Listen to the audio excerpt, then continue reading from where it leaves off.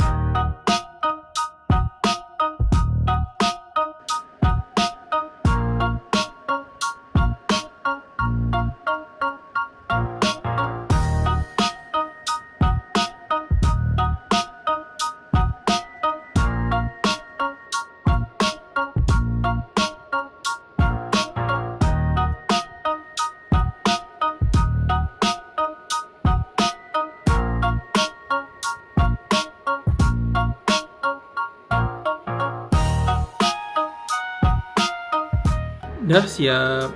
So touch semua okey, color semua okey, back glass pun dah tukar. So korang kalau nak tukar glass murah-murah boleh PM Zufix.